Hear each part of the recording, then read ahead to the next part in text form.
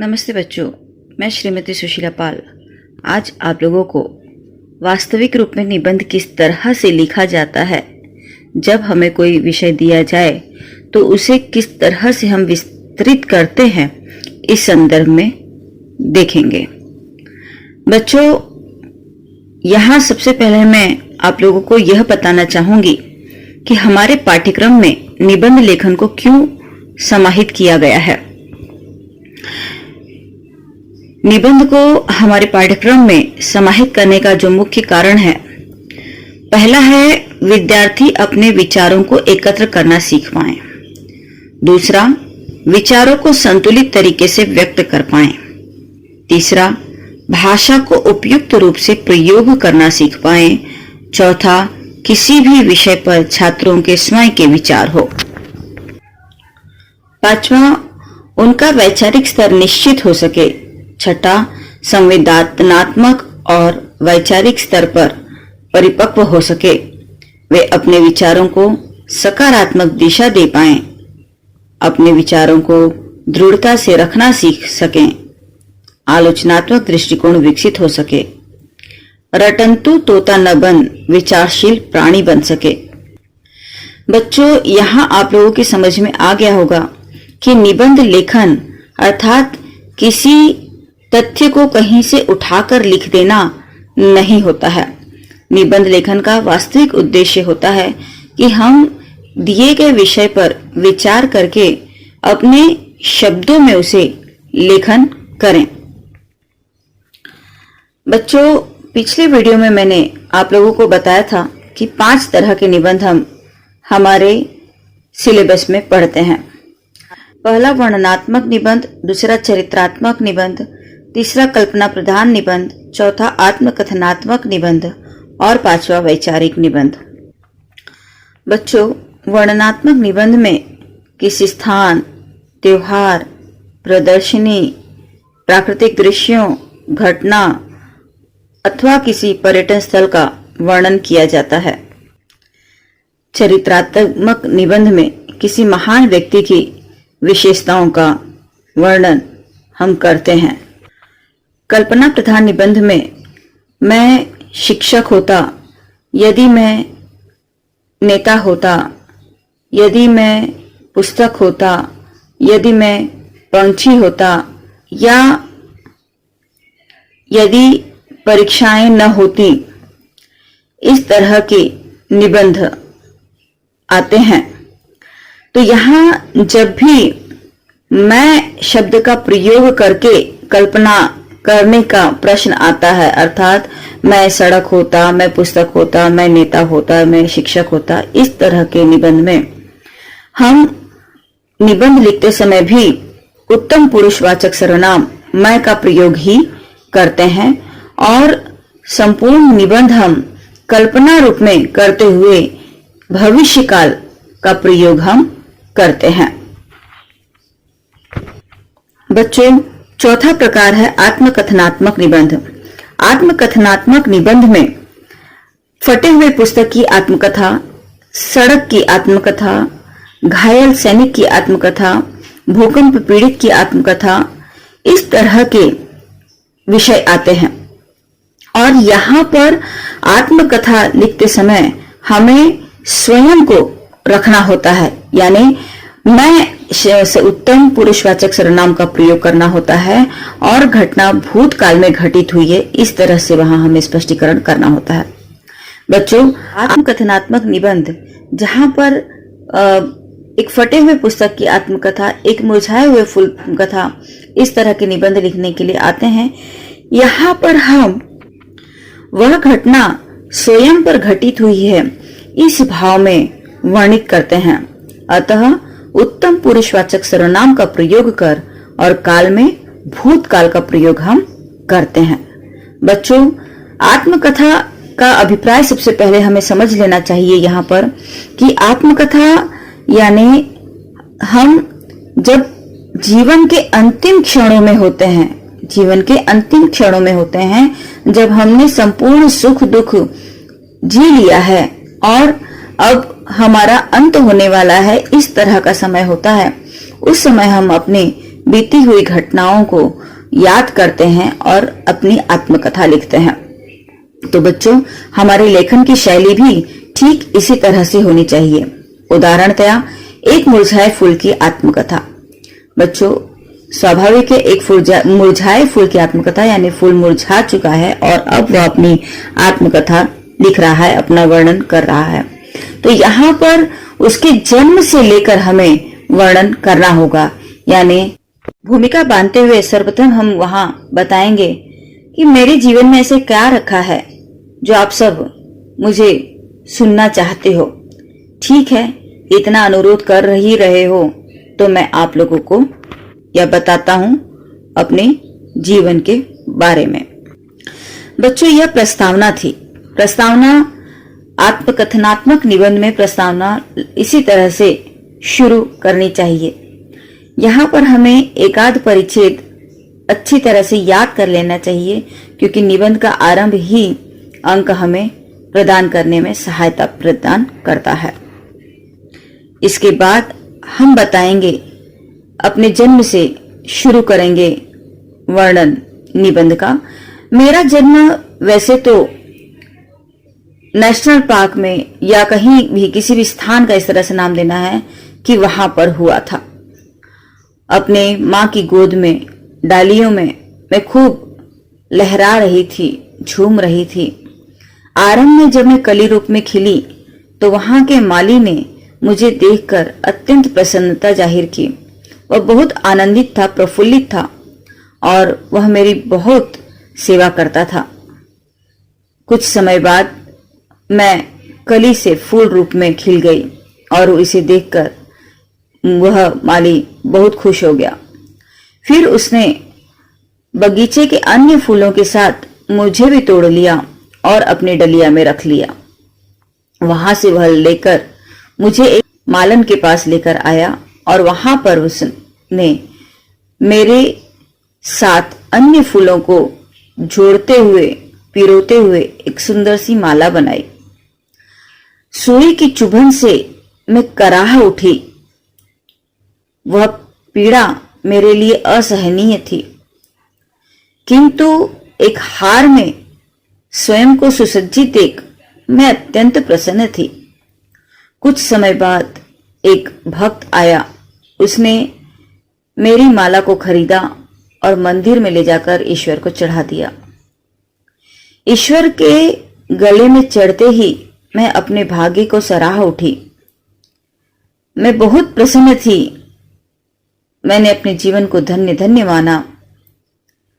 किंतु हाय रे मेरी किस्मत, अभी कुछ क्षण ही बीता था कि पुजारी ने ईश्वर के गले से मुझे उतारकर दूसरे भक्त को दे दिया और उसकी माला को ईश्वर के गले में डाल दिया। वह भक्त मुझे पाकर अत्यंत प्रसन्न हुआ। उसने अपनी आंखों से अपने सर को लगाया और अत्यंत विनम्र मुद्रा में मुझे ग्रहण कर प्रसाद रूप में वह ले आया और घर में सुव्यवस्थित जगह पर रख दिया। किंतु दूसरे दिन जब मैं मुरझा गई थी तो मुझे मुरझाया हुआ देखकर उसने मुझे कूड़ेदान में डाल दिया। अब इस कूड़ेदान में मैं अपने जीवन का अंतिम क्षण गिन रही हूं और ईश्वर से यही कामना करती हूं कि अगले जन्म में फिर मुझे सुंदर सा फूल ही बनाना, ताकि मैं ईश्वर के चरणों में स्थान पा सकूं। बच्चों, आत्मकथनात्मक निबंध के पश्चात बारी आती है वैचारिक निबंध की। वैचारिक निबंध में किसी समस्या के ऊपर विचार, तर्क या अपने तथ्यों के माध्यम से हम गंभीर विषयों पर विचार लिखते हैं। बच्चों, किसी गुण, दोष, धर्म या फलाफल का वर्णन वैचारिक निबंध कहलाता है।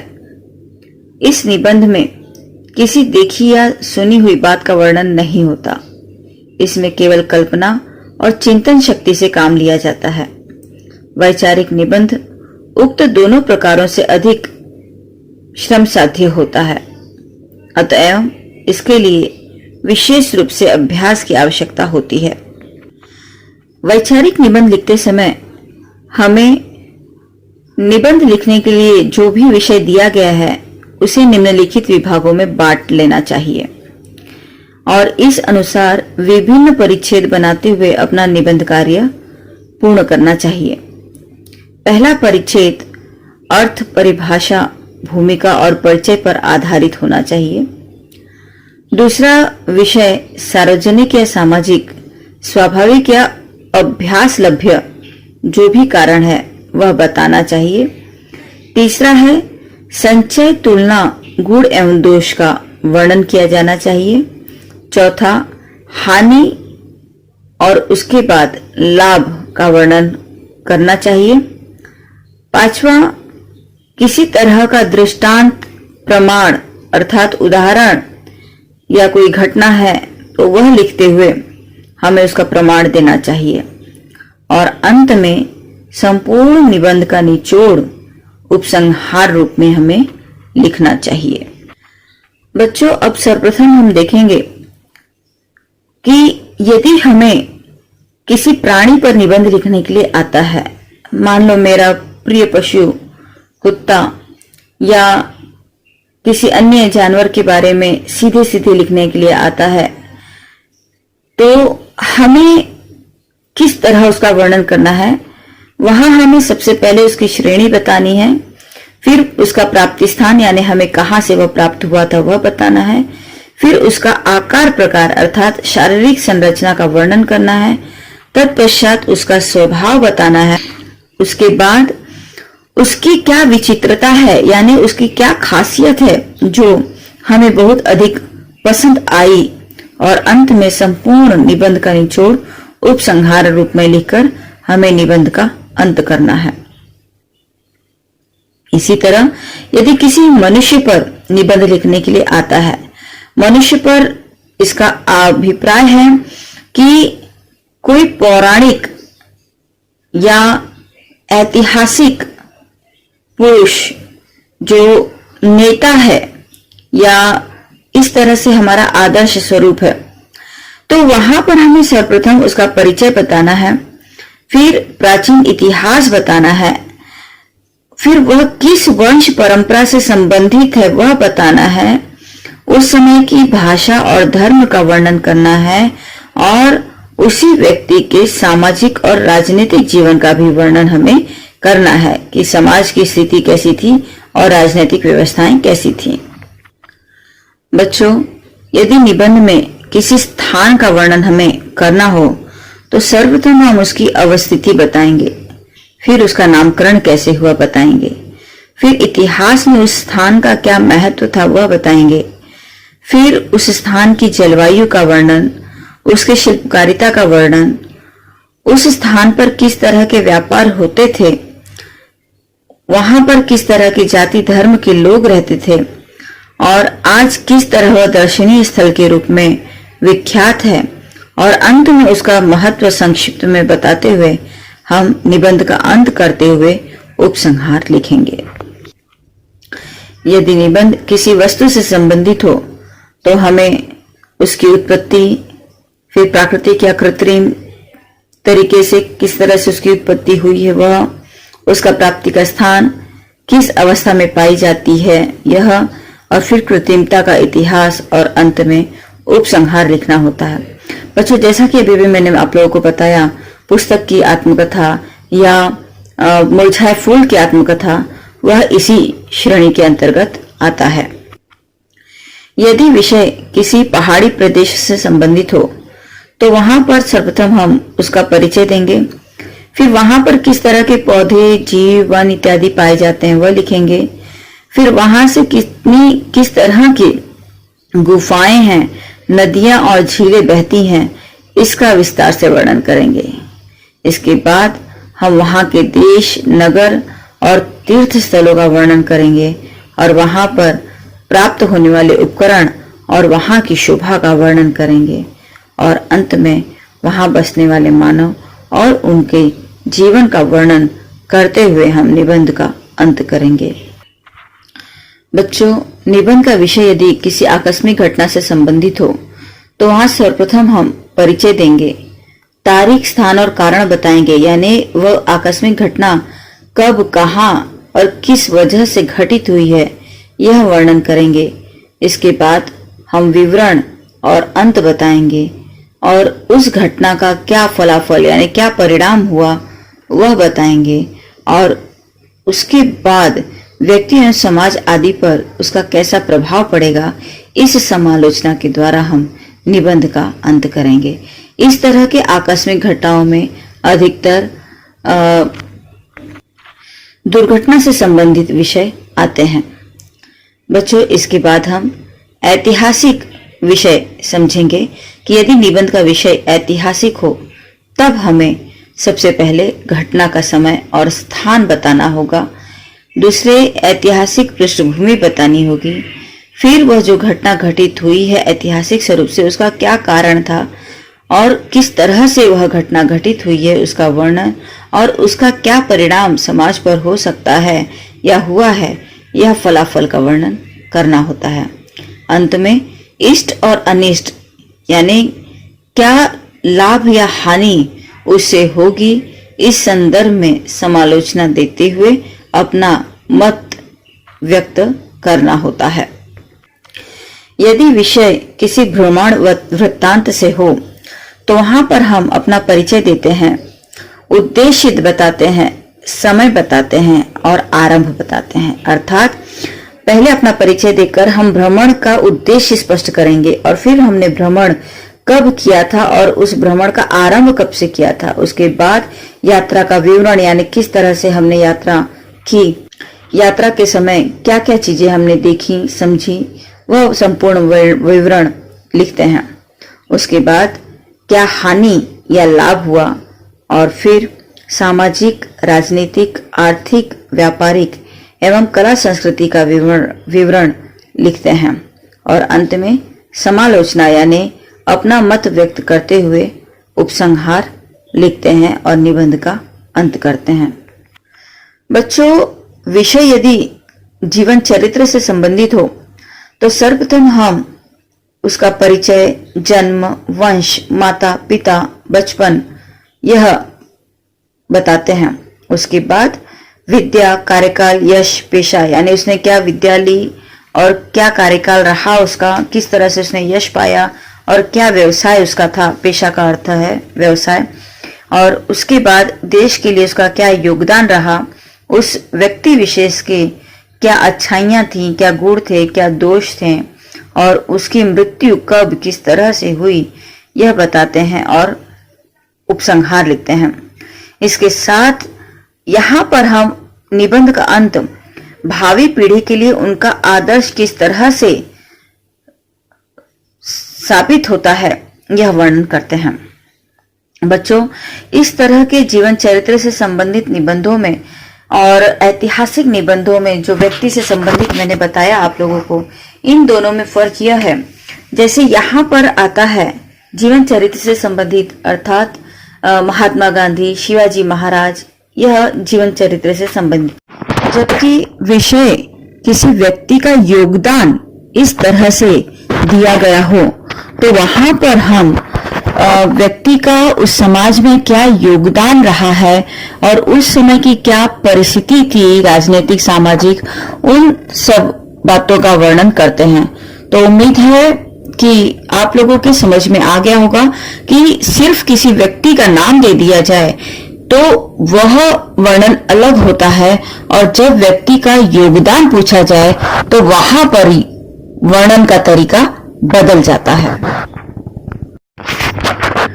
बच्चों, अब मुख्य निबंध जो मैं आप लोगों को समझाने जा रही हूँ उससे पहले एक बार पुनः बताना चाहूंगी कि निबंध लिखते समय हमें उसे मुख्यतया 4 अंगों में विभक्त कर लेना चाहिए और इन 4 अंगों के हिसाब से कम 4 परिच्छेद हमारे निबंध में अवश्य बनना चाहिए। पहला अंग है शीर्षक, दूसरा है प्रस्तावना, तीसरा है विषय विस्तार और चौथा है उपसंहार। शीर्षक यह निबंध लिखते समय सबसे ऊपर ही हमें लिखना चाहिए। उसके बाद प्रस्तावना यानी निबंध का आरंभ करने की जो भूमिका होती है वह हमें लिखनी है।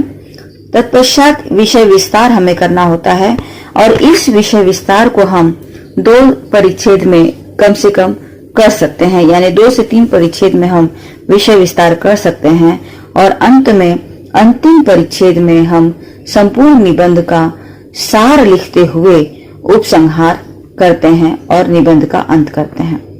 बच्चों, आज हमारे निबंध का विषय है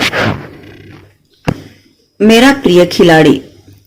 यहाँ पर खिलाड़ी, मेरा प्रिय खिलाड़ी, या स्पष्ट है कि अनेकों खिलाड़ी हैं, लेकिन उस अनेक खिलाड़ियों में से हमें कोई एक खिलाड़ी है जो अत्यधिक पसंद है और वह खिलाड़ी किस क्षेत्र का है वह भी हमें लिखना है। तो आरंभ करते हैं हम कि यूं तो हमारे देश में एक से बढ़कर एक उत्तम क्रिकेट खिलाड़ी हैं, पर मेरे प्रिय क्रिकेट खिलाड़ी तो सचिन तेंदुलकर जी ही हैं। सचिन तेंदुलकर आज क्रिकेट जगत के सर्वोच्च शिखर पर विराजमान है। उनके जैसा कुशल खिलाड़ी आज भी कोई नहीं है। बच्चों, यहाँ आरंभ में हमने देखो बताया कि वैसे तो उस क्षेत्र के अनेक लोग हैं जो पारंगत हैं, अच्छा खेलते हैं, किंतु उन सब में मुझे कोई एक खिलाड़ी है जो अत्यधिक पसंद है। फिर उस खिलाड़ी की जो विशेषता है वह हम बताएंगे कि क्यों हमें अत्यधिक वह पसंद है, और इसलिए हम लिख रहे हैं कि सचिन तेंदुलकर आज क्रिकेट जगत के सर्वोच्च शिखर पर विराजमान है। उनके जैसा कुशल खिलाड़ी आज भी कोई नहीं है। आज हम उस व्यक्ति की विशिष्टताओं का वर्णन करते हुए अपना विस्तार करते हैं निबंध का। यहाँ देखो लिखा है कि सचिन क्षेत्र रक्षण में इतने माहिर हैं कि विरोधी दल के खिलाड़ियों को रन बनाने का मौका ही नहीं मिलता। धीमी गति से गेंदबाजी करना सचिन की अपनी विशेषता है। इस लाजवाब तकनीक से वे अब तक कई बड़े बड़े धुरंधर क्रिकेट खिलाड़ियों को आउट कर चुके हैं। आगे उनके खेल की ही तारीफ करते हुए हम विषय विस्तार करते हैं कि बल्लेबाजी में सचिन ने अनेक कीर्तिमान स्थापित किए हैं जिन्हें तोड़ना मुश्किल है। अपने खेल से उन्होंने समूचे विश्व में न सिर्फ अपना बल्कि हमारे देश का भी गौरव बढ़ाया है।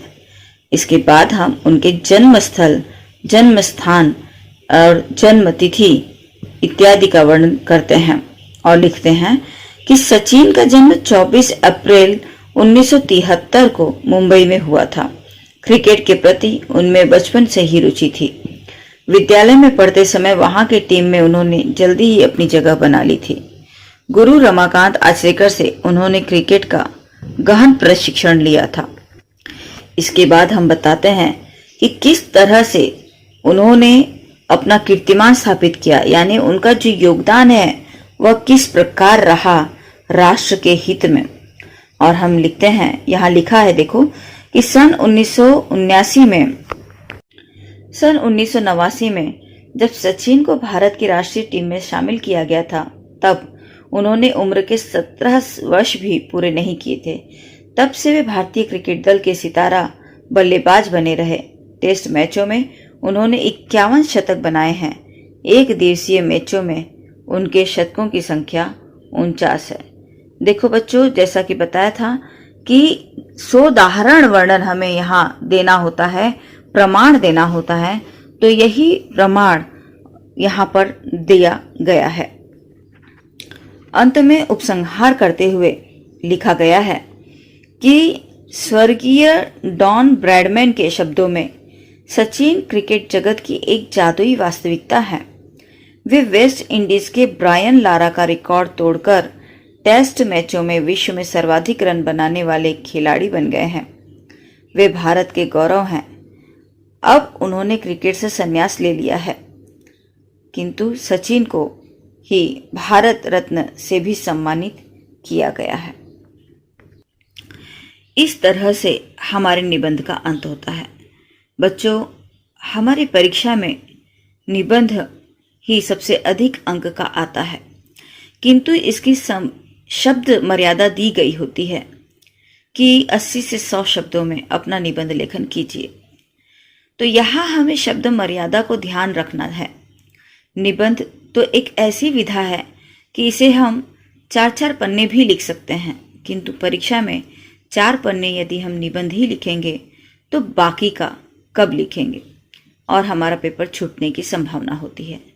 तो इसलिए वहाँ हमें ध्यान रखना है कि अपने दिए गए शब्द मर्यादा को सीमा में बांधकर ही हमें अपना निबंध लिखना है और इसके बाद हम अपना अन्य प्रश्न पूर्ण कर सकते हैं। बच्चों, उम्मीद है निबंध लेखन जो मैंने सविस्तार बताया है, हो सकता है कुछ लोग बोर भी हो गए हों, लेकिन इस वीडियो को ध्यान से देखोगे तो हर तरह का निबंध लिखना सीख जाओगे और तब परीक्षा में कुछ भी पूछा जाए बड़े ही आसानी से हर निबंध लिख ले जाओगे। उम्मीद है यह वीडियो पसंद आया होगा। बच्चों, वीडियो पसंद आया है तो लाइक करो और शेयर करो। कोई दिक्कत है तो कमेंट करो और इस लिंक को सब्सक्राइब करो।